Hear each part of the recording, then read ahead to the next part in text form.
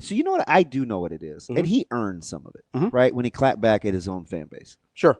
Right. And early on, he was a guy that would tell you what he was thinking on social media. Yep. I just don't think he ever really endeared himself. Sure. But I'm just telling you, and I've said this from the jump, and maybe it's because I'm biased and I know him. If I had to go compete at something and I wanted to win, I'm right. I'm picking that guy. Yeah, he's a psycho. In a good way.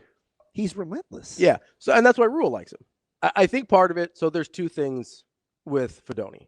One, I think you're right. He never really endeared himself personality-wise to the fan base.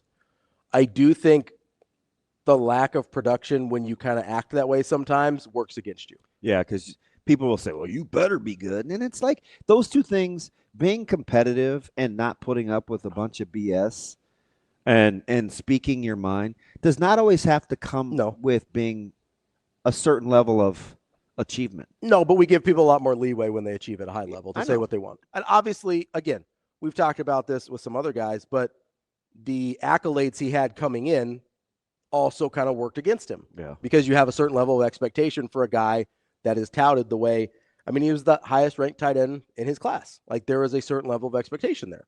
I think the other thing is, I think people had a hard time separating whether or not the struggles we saw from Fidone this year were because he was being asked to do things that weren't in his strong suit, or if he just wasn't that guy anymore. I genuinely think people couldn't tell the difference. Full disclosure, there was times I probably couldn't tell either.